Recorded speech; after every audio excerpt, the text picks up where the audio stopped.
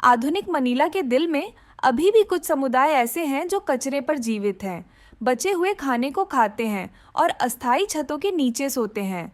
फिर भी गरीबी की गहराई में आशा धीरे धीरे उभरती है, महिलाओं के हाथों से, बच्चों की हंसी से और उन लोगों की अटूट भावना से जो हार मानने से इनकार करते हैं।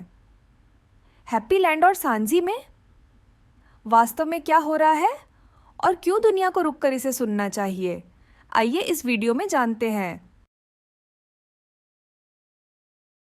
हैप्पी लैंड, जहां कचरा आखिरी जीवन रेखा बन जाता है।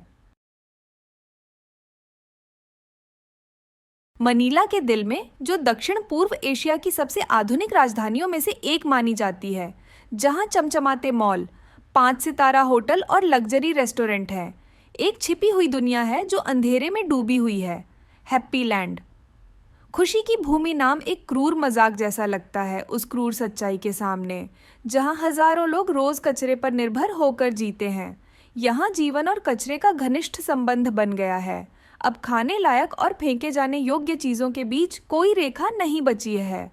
पग पग रेस्टोरेंट के डस्टबिन से इकट्ठा किया गया बचा हुआ खाना, जिसे जल्दबाजी में धोया और फिर से तला जाता है, अब पोषण का मुख्य स्रोत बन गया है। हर किसी को हर दिन पग पग नहीं मिलता। कई परिवारों के लिए यह एक आशीर्वाद माना जाता है। यहाँ बच्चे कचरे से घिरे हुए बड़े होते हैं, धुएं और धूल में सांस लेते हैं, पढ़ना सीखने से पहले जीने की कला सीखते हैं। हर सुबह स्कूल जाने के बजाय वे अपने माता पिता के साथ डंपिंग ग्राउंड में जाते हैं, प्लास्टिक की थैलियां या मांस से सने हुए हड्डियां खोजते हैं। हैप्पी लैंड केवल गरीबी का प्रतीक नहीं है, यह असमानता का चरम रूप है। कुछ ही ब्लॉकों की दूरी पर लोग फाइन डाइनिंग के अनुभव पर सैकड़ों डॉलर खर्च करते हैं, एयर कंडीशनिंग में वाइन पीते हैं। वहीं यहाँ एक बार फिर से गर्म की गई चिकन की खाल पूरे दिन के लिए खुशी लाने के लिए काफ़ी होती है। यह विरोधाभास केवल आंखों को झटका नहीं देता, यह हमें सोचने पर मजबूर करता है। एक समाज कैसे वास्तव में प्रगति कर सकता है जब शहर की रोशनी के साथ साथ अब भी अंधेरे में भूले हुए कोने हैं। हैप्पी लैंड एक ऐसी जगह है जहां लोग जीते नहीं, बस अस्तित्व में रहते हैं, लेकिन उसी अस्तित्व में लचीलेपन, धैर्य और जुड़ाव के साथ एक शक्तिशाली याद दिलाने वाला संदेश है। कचरे और गरीबी की परतों के नीचे भी एक शांत समुदाय की धड़कन अब भी चल रही है। यहाँ अब भी लोग हैं जिन्होंने कभी हार नहीं मानी। अगर आपने कभी अपने खाने को थोड़ा फीका कहकर शिकायत की हो, तो ज़रा सोचिए कि कचरे के ढेर में एक चिकन की हड्डी के लिए झगड़ना कैसा होगा। लेकिन रुको, केवल कल्पना मत करो। लाइक करें, शेयर करें और कमेंट में बताएं, क्या आप जिंदगी में कभी एक बार पग पग आजमाने की हिम्मत करेंगे, या फिर यह काम बहादुरों पर ही छोड़ देना बेहतर है। सांझी, एक भूला हुआ बंदरगाह जो समय के साथ मिटता जा रहा है। सांझी मनीला बे के किनारे फैला एक क्षेत्र जो आज शायद अनाम लगता है, एक समय में क्षेत्रीय समुद्री व्यापार नेटवर्क का चमचमाता रत्न हुआ करता था। स्पेनिश औपनिवेशिक शासन के दौरान यह जमीन और समुद्र को जोड़ने वाला एक अहम केंद्र था, जहां नावें लगातार आती जाती थीं, माल की आवाजाही होती थी और जीवन तटीय बाजारों के आसपास मछली पकड़ने वाले समुदाय फलते फूलते थे। सांझी केवल समुद्र पर निर्भर नहीं था, यह समुद्र के लिए जीता था। मछली पकड़ना केवल आजीविका नहीं, एक संस्कृति थी, एक स्मृति जो पीढ़ी दर पीढ़ी हस्तांतरित होती थी। फिर जैसे इतिहास की धारा में एक दरार आई, सांझी प्रगति की दौड़ में चुपचाप पीछे छूट गया। आधुनिक मशीनों से लैस औद्योगिक बंदरगाह उभरे, शिपिंग मार्ग दूसरी ओर मुड़ गए और वैश्विक लॉजिस्टिक्स कंपनियां चली गईं। सांझी एक जीवित अवशेष बनकर रह गया, न कोई जहाज की सीटी, न चहल पहल वाले सुबह के बाजार, बस नमक से सने ईंट की दीवारें जो अब भी कभी की महिमा की परछाई बिखेरती हैं। जैसे जैसे अर्थव्यवस्था गिरी, कई युवा गांव छोड़कर चले गए। जो बचे, अधिकतर बुजुर्ग और महिलाएं, संघर्ष करते हुए टिके रहे। फिर भी उस खामोशी में भी सांझी अब भी एक अमर लौ संजोए हुए है।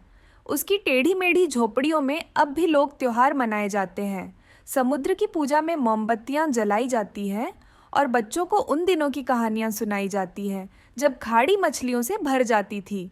उनका विश्वास है कि सांझी फिर से उठेगा, बड़े प्रोजेक्ट से नहीं बल्कि यादों, आस्था और मानवीय आत्मा से। सांझी मरा नहीं है, ये केवल सोया हुआ है और जागने की प्रतीक्षा कर रहा है उन लोगों की शांत लेकिन दृढ़ इच्छा शक्ति से, जिन्होंने इसे कभी पीछे नहीं छोड़ा। सांझी की महिलाएं, एक पुनर्जन्म लेते समुदाय का हृदय। जब समुद्र ने मछली देना बंद कर दिया और पुरुष शहरों में नौकरियों की तलाश में चले गए, तब सांझी में बची महिलाएं शांति से अपने समुदाय के लिए एक नया अध्याय लिखने लगीं। अब केवल रसोई या खेतों तक सीमित न रहकर उन्होंने बाहर कदम रखा, कमाने वाली बनी और उससे भी ज्यादा वे आशा की वास्तुकार बन गईं। यह सब छोटी चीजों से शुरू हुआ। जैविक सब्जियां उगाना, मुर्गियां पालना, पारंपरिक तरीके से मछली संरक्षित करना ताकि अपने परिवारों को खाना मिल सके। फिर उन्होंने समूह बनाए, ज्ञान साझा किया, छोटी पैमाने की उत्पादन श्रृंखलाएं बनाई और धीरे धीरे एक स्थानीय अर्थव्यवस्था तैयार की जो केवल जीविका नहीं, पहचान भी संरक्षित करती है। और सबसे अहम बात यह है कि उन्होंने यह अकेले नहीं किया बल्कि एक दूसरे के साथ, ऐसा नेटवर्क जिसने किसी अनुबंध पर नहीं, विश्वास पर टिके रहकर काम किया। उन्होंने इससे भी आगे जाकर कृषि को सामुदायिक पर्यटन के साथ जोड़ा। अब लोग केवल समुद्र देखने नहीं बल्कि सांझी में लोगों के साथ जीने आते हैं, किनिलाव पकाने, गांव की कहानियां सुनने और एक दुर्लभ अनुभव बिना किसी फिल्टर के असली जीवन को महसूस करने। ये महिलाएं जो कभी अनुयायी मानी जाती थीं, अब नेता हैं, स्मृतियों की रक्षक हैं और भविष्य के रास्ते की पथ प्रदर्शक हैं। वे स्वयंसेवी कक्षाएं चलाती हैं, गांव के स्कूल को चालू रखती हैं, एक दूसरे को नई कलाएं सिखाती हैं और भले ही वे राजनीतिज या व्यावसायिक टाइकून न हो, वे हर दिन अपने समुदाय को आगे ले जाती हैं। एक ऐसी दुनिया में जो पागलों की तरह आधुनिकता की दौड़ में भाग रही है, वे यह याद दिलाती हैं कि सबसे गहरी प्रगति शोर नहीं करती, ये चुपचाप धैर्य से शुरू होती है, उस भूमि से प्रेम से जिसकी वे संतान हैं। जब भोजन स्कूल की जगह ले लेता है, कोई भी छवि सामाजिक अन्याय को उस तरह नहीं दर्शाती जैसे वह बच्चा जिसे भोजन और कक्षा के बीच किसी एक को चुनना पड़ता है। हैप्पी लैंड या सांझी जैसे स्थानों में यह कोई नाटकीय कल्पना नहीं, यह दैनिक सच्चाई है। जब किसी परिवार की पूरी आय केवल चावल तक ही सीमित होती है, तब किताबें, यूनिफॉर्म और स्कूल की फीस अचानक विलासिता बन जाती है। शिक्षा, जो सार्वभौमिक होनी चाहिए, अब केवल जिनके पास सामर्थ्य है उन्हीं तक सीमित हो जाती है। ये आम बात है कि बच्चे जल्दी स्कूल छोड़ देते हैं ताकि सड़क पर स्नैक्स बेच सकें, छोटे भाई बहनों की देखभाल कर सकें या अपनी माँओं की पानी ढोने वाली नौकरी में मदद कर सकें। कुछ बच्चे तो 9 साल की उम्र में ही इस बात की चिंता करते हैं कि घर में खाना कैसे आएगा। कुछ माताएं खुद खाना छोड़ देती हैं ताकि अपने बच्चों की स्कूल फीस के लिए पैसे जोड़ सकें। और कई माता पिता भारी मन से अपने बच्चों को स्कूल से निकालने को मजबूर होते हैं, किसी उपेक्षा के कारण नहीं बल्कि इसलिए क्योंकि और कोई रास्ता नहीं होता। फिर भी इस कठिनाई के बीच एक रोशनी की किरण अब भी मौजूद है। बाएं निहान की भावना, जो एक गहरी रूप से जड़ें जमाए फिलिपीनी सांस्कृतिक मूल्य है, अब भी चमक रही है। पड़ोसी एक दूसरे की मदद चावल के डिब्बों और अतिरिक्त नोटबुक्स से करते हैं। चर्च मुफ्त शिक्षा केंद्र खोलते हैं। गांव के शिक्षक घर घर जाकर माता पिता से विनती करते हैं कि वे अपने बच्चों को स्कूल लौटने दें। ये छोटे शांत प्रयास किसी भी राष्ट्रीय कार्यक्रम से अधिक स्थायी शक्ति रखते हैं। यहाँ की माताएं केवल अपने बच्चों का पेट नहीं भरती, वे उनके सपनों की रक्षा के लिए लड़ती हैं। स्कूल जाने का सपना, अपने जुनून को आगे बढ़ाने का सपना, सीमाओं के बजाय ज्ञान के साथ बड़े होने का सपना, और वह सपना जो गरीबी में भी पाला गया है, परिवर्तन की सच्ची जड़ है। क्योंकि जब तक बच्चे सपने देख सकते हैं, स्कूल जा सकते हैं, तब तक हर कठिनाई के बावजूद वह समुदाय अब भी भविष्य रखता है। कठिनाई से आशा की ओर। सांझी कभी एक ऐसा समुदाय था जहां गहरे घाव थे, जर्जर ढांचे, समाप्त संसाधन और इतनी ऊंची बेरोजगारी की निराशा घर कर गई थी। फिर भी उसी संकट से एक नया पुनर्प्राप्ति मॉडल उभरा, जो किसी बड़े बाहरी निवेश से नहीं बल्कि स्थानीय लचीलापन और चुस्त सूक्ष्म पहलुओं से संचालित हुआ। माइक्रो फाइनेंस छोटे ऋण जो किसी संपार्श्विक की आवश्यकता नहीं रखते, सैकड़ों परिवारों के लिए दरवाजे खोल रहा है जिन्हें कभी बैंकिंग की पहुंच नहीं मिली। इसके कारण एक माँ अब एक सारी स्टोर खोल सकती है, एक पिता बढ़ईगीरी शुरू करने के लिए उपकरण खरीद सकता है और युवाओं का एक समूह छोटे पैमाने पर जैविक खेती या पशुपालन परियोजनाओं में निवेश कर सकता है। यह केवल वित्तीय सहायता नहीं है, यह सशक्तिकरण है, एक तरीका है वर्षों से खोए आत्मविश्वास और स्वाभिमान को फिर से पाने का।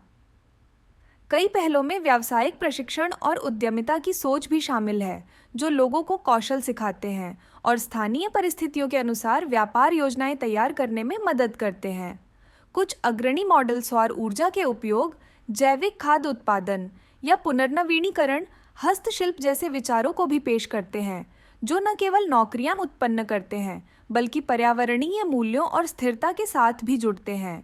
सबसे महत्वपूर्ण बात यह है कि ये कार्यक्रम केवल लोगों को जीविका कमाने में मदद नहीं करते, वे गरिमा बहाल करने में मदद करते हैं।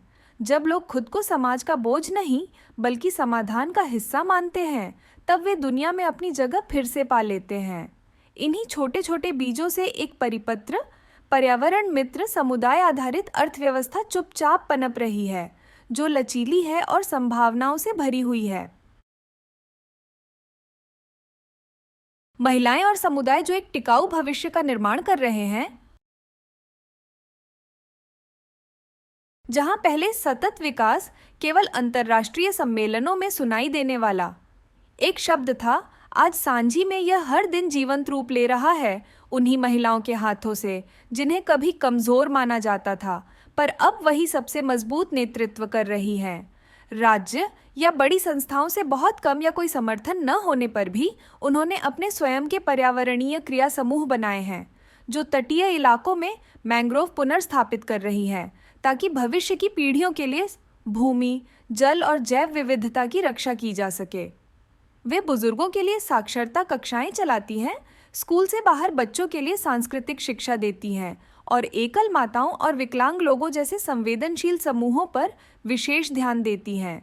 उनके प्रयास केवल सहज कार्रवाई नहीं है, वे जानती हैं कि वैश्विक नेटवर्क से कैसे जुड़ना है, ज्ञान तक कैसे पहुंचना है, तकनीक को कैसे अपनाना है और ऐसा तकनीकी समर्थन कैसे प्राप्त करना है जो स्थानीय संस्कृति का सम्मान करता हो।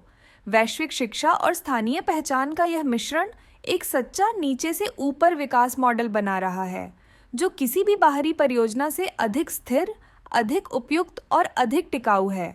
आज सांझी में सतत विकास कोई नारा नहीं है, यह एक प्रक्रिया है, एक ऐसी प्रक्रिया जिसमें हर समुदाय सदस्य की एक भूमिका है, एक आवाज़ है और एक अधिकार है, एक ऐसे भविष्य के निर्माण में जो निर्भरता और बहिष्कार से मुक्त हो।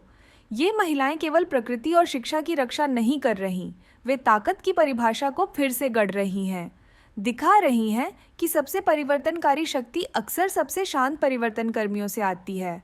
कौन कहता है कि बॉस लेडी होने का मतलब ब्लेजर पहनना होता है?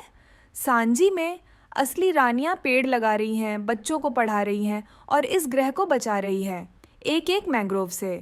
तो अगर आपने कभी अपने दोस्तों को रिसाइकलिंग मिशन पर नेतृत्व किया हो या अपने आंगन में एक पेड़ लगाया हो, तो एक कमेंट छोड़ें, ग्रीन स्क्वाड चेक इन। छोटी चीजों में आशा, एक शांत पुनर्जन्म।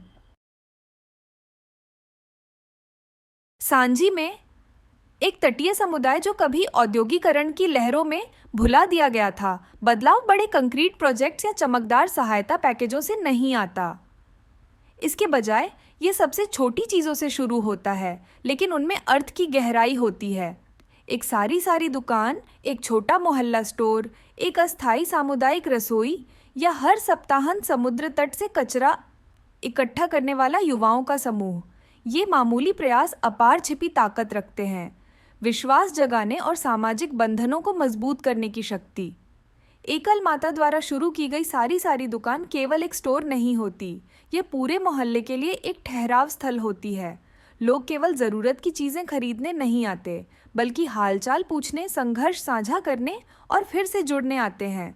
जहां औपचारिक माइक्रोरण अब भी पहुंच से बाहर हैं, ये दुकानें विश्वास आधारित क्रेडिट बिंदु बन जाती हैं, जो कई परिवारों के लिए एक विनम्र परंतु स्थिर आय प्रवाह बनाए रखती हैं।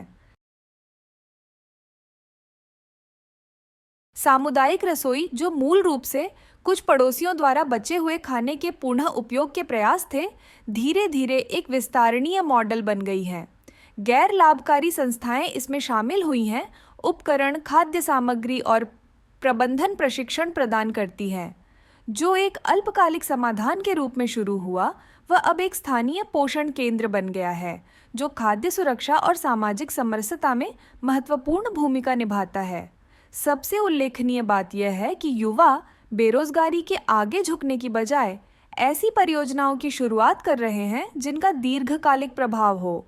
वे कचरा छँटाई अभियान चलाते हैं, प्लास्टिक को उपयोगी वस्तुओं में बदलते हैं, जलवायु परिवर्तन पर भित्ति चित्र बनाते हैं और यहाँ तक कि खाली जमीनों पर पेड़ लगाने के लिए अर्बन ग्रीनिंग समूह बनाते हैं। ये प्रयास केवल पर्यावरण की सफाई नहीं करते, बल्कि सीखने की जगह बनाते हैं, रचनात्मकता को बढ़ावा देते हैं और युवाओं में नेतृत्व कौशल विकसित करते हैं। इन छोटे छोटे हिस्सों को अगर अलग अलग देखा जाए तो वे तुच्छ लग सकते हैं, लेकिन जब समुदाय की प्रतिबद्धता उन्हें जोड़ती है तो वे एक शक्तिशाली पुनर्प्राप्ति पारिस्थितिकी तंत्र बनाते हैं, जहां हर कार्रवाई, हर व्यक्ति, चाहे जितना भी छोटा हो, उसका मूल्य और अर्थ होता है। सांझी बाहर से बचाए जाने की प्रतीक्षा नहीं कर रहा, सांझी खुद को बचा रहा है। लचीलापन, एकजुटता और इस विश्वास से कि असली बदलाव किसी भव्य चीज से शुरू नहीं होता, ये एक शांत दया और एक विचार को कार्रवाई में बदलने से शुरू होता है। अनौपचारिक श्रम, अर्थव्यवस्था की अदृश्य रीढ़। नीतिगत दस्तावेजों में अनौपचारिक अर्थव्यवस्था को अक्सर अविनियमित, अमानकीकृत या यहाँ तक कि विकास में बाधा के रूप में वर्गीकृत किया जाता है। फिर भी वास्तविक जीवन में, विशेषकर हैप्पी लैंड या सांझी जैसे गरीब इलाकों में, यह वास्तव में स्थानीय अर्थव्यवस्था की शांत रीढ़ है। जब राष्ट्रीय जीडीपी का 34% से अधिक हिस्सा अनौपचारिक क्षेत्र से आता है, तो इस श्रमिक बल को कम आंकना केवल दृष्टिहीनता नहीं, बल्कि खतरनाक है। हैप्पी लैंड में हर सुबह जब अंधेरा भी पूरी तरह नहीं छटा होता, स्ट्रीट वेंडर अपनी दुकानें लगाते हैं, कारखाने के मजदूरों को सब्जियां, फल और डिब्बाबंद भोजन बेचने के लिए। वे कम आय वाले मजदूरों के लिए सस्ते भोजन की आपूर्ति श्रृंखला की एक महत्वपूर्ण कड़ी है। मैकेनिक, पानी ढोने वाले, कपड़े धोने वाले और छोटे पैमाने पर बढ़ई ऑल वर्तमान परिस्थितियों में एक लचीली, उत्तरदायी और अत्यधिक कुशल सेवा प्रणाली में योगदान करते हैं। उन्हें कोई श्रम अनुबंध नहीं मिलता, कोई बीमा नहीं, कोई पेंशन लाभ नहीं, फिर भी वे डटे रहते हैं। जब वे नौकरी खोते हैं तो कोई उनकी रक्षा नहीं करता, न ही उन्हें कार्य से संबंधित चोटों के लिए मुआवजा मिलता है। फिर भी वे टिके रहते हैं, क्योंकि एक ऐसी वास्तविकता में जहां औपचारिक नौकरियां दुर्लभ हैं और प्रवेश की शर्तें बहुत कठिन हैं, यह उनका एकमात्र विकल्प होता है। उनकी लचीलापन, रचनात्मकता और दृढ़ता ही संकट के समय में समुदाय को बनाए रखती है। कोविड-19 महामारी के दौरान यही अनौपचारिक क्षेत्र था जिसने आवश्यक वस्तुओं की सतत आपूर्ति सुनिश्चित की और कठिन समय में लाखों परिवारों के लिए न्यूनतम आय बनाए रखी। अब चुनौती यह है, हम इस विशाल श्रमिक बल को पीछे छूटने से कैसे बचाएं? हम अनौपचारिक अर्थव्यवस्था को विकास नीतियों में कैसे एकीकृत करें, बिना इसकी मूल्यवान लचीलापन को छीने? समाधान प्रशासनिक जबरदस्ती से औपचारिकता थोपने में नहीं, बल्कि मान्यता, सहायक संरचनाओं और एक बुनियादी सुरक्षा जाल बनाने में है, जो इन श्रमिकों को एक स्थिर जीवन सुनिश्चित करे। उन्हें द्वितीयक मानने की बजाय अब समय आ गया है कि आर्थिक और सामाजिक कल्याण नीतियां कार्यालय की इमारतों से बाहर निकलें और सच्चाई का सामना करें कि स्ट्रीट वेंडर, मरम्मत करने वाले और मोबाइल नाई केवल अनौपचारिक श्रमिक नहीं हैं, बल्कि वे हैं जो समाज को चुपचाप और स्थिरता से चला रहे हैं। सामुदायिक पर्यटन, संस्कृति को मूल्य में बदलना। सांझी में जो कभी एक उपेक्षित तटीय क्षेत्र था और विकास के पिछड़ेपन के रूप में जाना जाता था, वहां अब सामुदायिक पर्यटन एक आशाजनक रास्ते के रूप में उभर रहा है। केवल इसलिए नहीं कि यह स्थानीय लोगों के लिए स्थिर आय प्रदान करता है, बल्कि इसलिए भी कि यह उन सांस्कृतिक मूल्यों को पुनर्जीवित करता है जो धीरे धीरे लुप्त हो रहे थे। नारियल के पेड़ों के बीच स्थित छोटे लकड़ी के घर, जो पहले केवल आश्रय के लिए थे, अब स्थानीय जीवन का अनुभव करने को उत्सुक यात्रियों के लिए मैत्रीपूर्ण होमस्टे बन गए हैं। सांची में होमस्टे मॉडल अलग थलग रिसॉर्ट्स की तरह नहीं है जो स्थानीय जीवन से कटे होते हैं। यहाँ पर्यटक केवल दर्शक नहीं होते, वे समुदाय का हिस्सा बन जाते हैं। स्थानीय बाजारों में खरीदारी करते हैं, मेजबान परिवार के साथ भोजन पकाते हैं, गांव के त्योहारों में भाग लेते हैं और उन बुजुर्गों से कहानियां सुनते हैं जो कभी समुद्र में मछली पकड़ते थे, से लेकर उन पहली कक्षा के बच्चों तक जो अभी अभी अपने एबीसी सीख रहे हैं।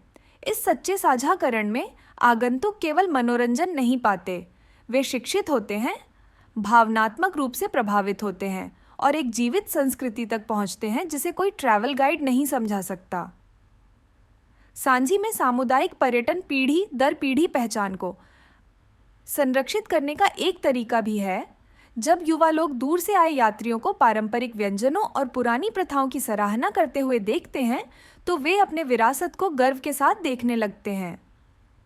यह अतीत, वर्तमान और भविष्य के बीच एक सकारात्मक संबंध को पुनर्निर्मित करने में मदद करता है, जहां संस्कृति अब इतिहास का बोझ नहीं, बल्कि एक मूल्यवान संपत्ति बन जाती है जो पूरे समुदाय को समृद्ध और ऊर्जावान बना सकती है। इस प्रकार सामुदायिक पर्यटन केवल एक सेवा उद्योग नहीं है, ये एक दीर्घकालिक विकास रणनीति है, एक ऐसा तरीका जिससे एक कभी भुलाया गया स्थान अपनी कहानी बता सकता है, संख्याओं या रिपोर्टों के माध्यम से नहीं, बल्कि दिल से जुड़ी अनुभवों के माध्यम से जो गहराई से गूंजते हैं। शिक्षक प्रकाश की किरणें। जब सामाजिक परिवर्तन की बात होती है तो लोग अक्सर बड़े पैमाने के कार्यक्रमों और विशाल निवेशों का उल्लेख करते हैं, लेकिन सांची या हैप्पी लैंड जैसे स्थानों में सबसे गहरे परिवर्तन उन गुमनाम व्यक्तियों से शुरू होते हैं। गांव के शिक्षक, पड़ोस के नेता या छोटे संगठनों से जुड़े स्वयंसेवक। उनके पास अरबों डॉलर के बजट या मीडिया रणनीतियां नहीं होती, लेकिन उनके पास कुछ और अधिक मूल्यवान होता है, लोगों में अडिग विश्वास। टिन और कबाड़ की लकड़ी से बने कक्षाओं के बीच जहां बच्चे प्लास्टिक की स्टूल पर बैठते हैं और टूटे हुए ब्लैक बोर्ड पर लिखते हैं, ये शिक्षक थकान के बिना पढ़ाते रहते हैं। वे जानते हैं कि उनके छात्र कठिनाइयों में रहते हैं, फिर भी वे अपनी अपेक्षाएं कभी कम नहीं करते। इसके विपरीत वे हर पाठ में चुपचाप यह विश्वास भरते हैं कि शिक्षा ही गरीबी के चक्र को तोड़ने की एकमात्र कुंजी है। कई शिक्षक अपनी जेब से नोटबुक खरीदते हैं, दिन में काम करने वाले बच्चों के लिए रात की कक्षाएं चलाते हैं और घर घर जाकर माता पिता को समझाते हैं कि वे अपने बच्चों को स्कूल में बनाए रखें। यह केवल एक नौकरी नहीं है, यह एक बुलावा है और उनकी स्थायी उपस्थिति एक पूरी पीढ़ी के लिए प्रेरणा का स्रोत बन चुकी है। उनकी सफलता को परीक्षा के अंकों से नहीं मापा जाता, बल्कि संरक्षित सपनों, स्कूल में बने रहने वाले बच्चों और उन वयस्कों से मापा जाता है जो बाद में लौटकर आशा की मशाल आगे बढ़ाते हैं। वे जीवित प्रमाण हैं कि अन्याय और गरीबी की सबसे गहरी छायाओं में भी छोटी रोशनी होती है, और यदि वे रोशनियां पर्याप्त देर तक चमकती रहें तो वे पूरे समुदाय को उजाला दे सकती हैं। बाय निहान, वह अदृश्य धागा जो हमें एक साथ बांधता है।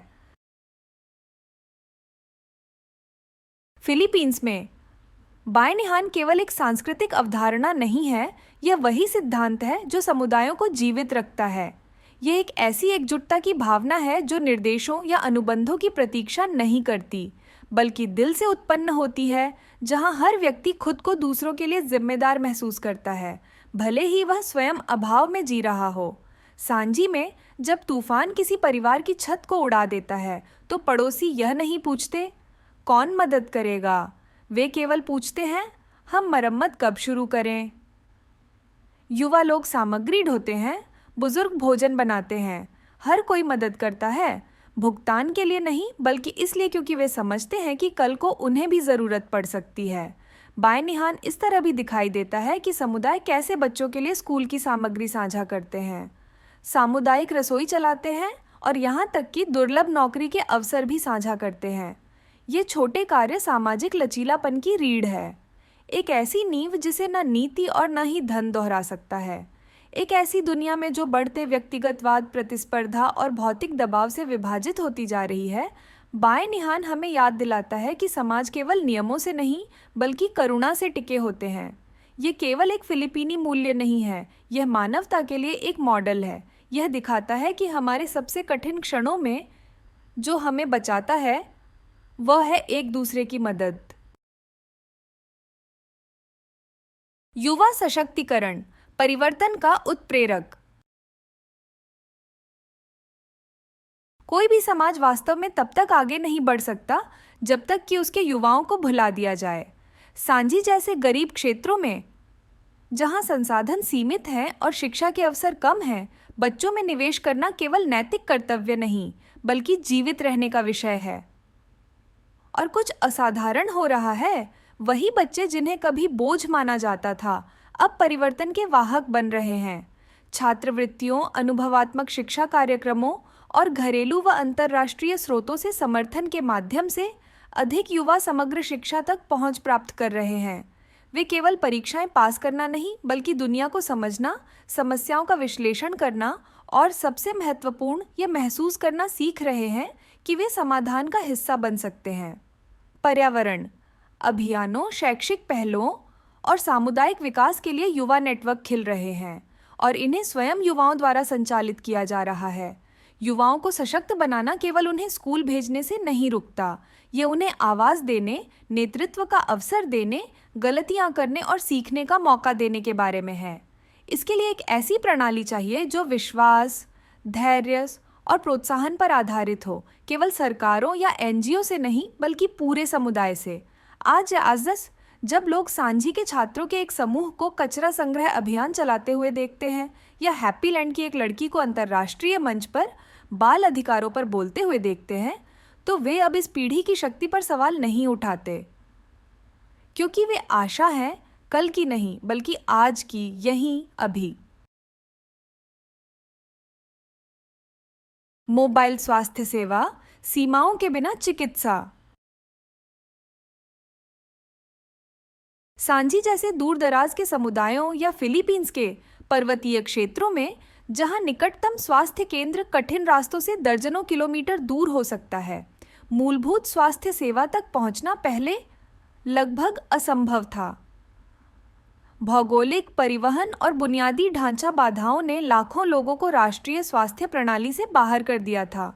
लेकिन मोबाइल हेल्थ केयर यूनिट्स, विशेष रूप से सुसज्जित वाहन जिनमें चिकित्सा उपकरण, आपूर्ति और समर्पित स्वास्थ्य कर्मी होते हैं, अब धीरे धीरे स्थिति बदल रहे हैं। ये मोबाइल क्लिनिक्स चलते फिरते अस्पतालों की तरह संकरे रास्तों और कच्ची सड़कों से होकर समुदायों के दिल तक पहुंचते हैं। वे केवल जांच, दवा वितरण और रक्तचाप की निगरानी जैसी बुनियादी देखभाल नहीं देते, बल्कि नियमित टीकाकरण, प्रसव पूर्व देखभाल, प्रसवोत्तर सहायता और पुराने रोगों के लिए आवश्यक हस्तक्षेप भी प्रदान करते हैं। शिशु मृत्यु दर और कुपोषण वाले क्षेत्रों में ये मोबाइल यूनिट्स अगली पीढ़ी के लिए जीवन रेखा से कम नहीं हैं। और इससे भी महत्वपूर्ण बात यह है कि ये स्वास्थ्य सेवा ट्रक केवल दवाइयाँ नहीं लाते, वे ज्ञान और जागरूकता भी लाते हैं। स्वास्थ्यकर्मी स्वच्छता, पोषण, शिशु देखभाल और रोगों की रोकथाम पर सत्र आयोजित करते हैं। ऐसी बातें जो सामान्य लग सकती हैं, लेकिन गहराई से यह बदल देती हैं कि समुदाय अपने स्वास्थ्य को कैसे देखते हैं। एक ऐसी दुनिया में जहां स्वास्थ्य सेवा में असमानता अब भी एक वैश्विक चुनौती है, मोबाइल चिकित्सा केवल अस्थायी समाधान नहीं है, ये समानता का प्रतीक है, एक याद दिलाने वाला संदेश कि स्वास्थ्य का अधिकार पिन कोड पर निर्भर नहीं होना चाहिए। और जब तक ये पहिए घूमते रहेंगे और अधिक जीवन बचेंगे और अधिक समुदाय एक स्वस्थ भविष्य की आशा फिर से खोज पाएंगे। डॉक्टर ऐसे पहुंचते हैं जैसे ग्रैब ड्राइवर, वैक्सीन के लिए कोई प्रतीक्षा नहीं और मुफ्त दवाई डिलीवरी पर। यही है सांझी।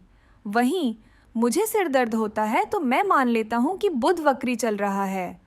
अगर आपकी हेल्थ प्लान अदरक की चाय पल्स पॉजिटिव वाइब्स है तो एक कमेंट छोड़िए।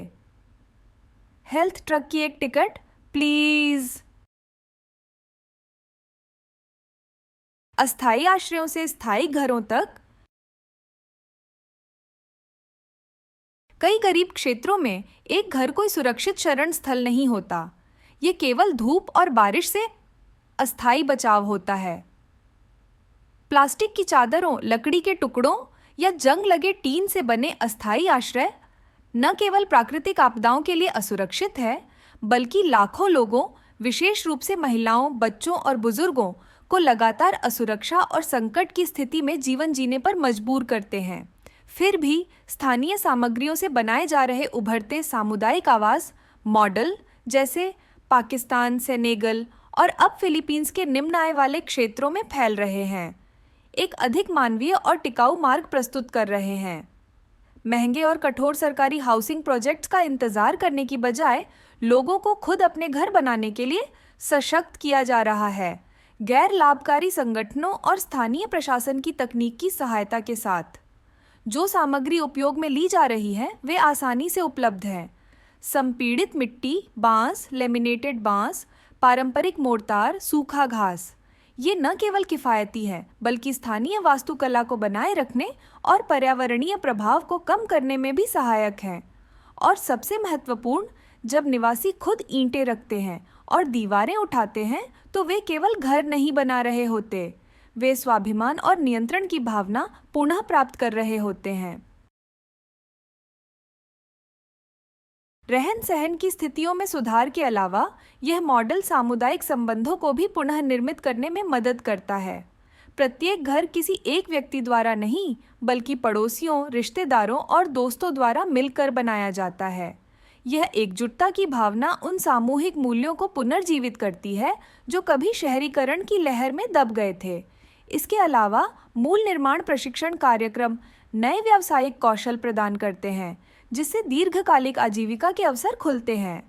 कमज़ोर झोपड़ियों से मजबूत घरों तक, स्थानीय हाथों से उठाई गई दीवारों से लेकर मूर्त सांस्कृतिक विरासत के संरक्षण तक, सामुदायिक आवास पहलों ने दिखाया है कि एक घर आत्मनिर्भरता, लचीलापन और नई आशा की यात्रा की शुरुआत हो सकता है। जब आश्रय अब अस्थायी नहीं होता बल्कि एक सच्चा अभयारण्य बन जाता है, तो लोग केवल जीवित नहीं रहते, वे वास्तव में जीना शुरू करते हैं।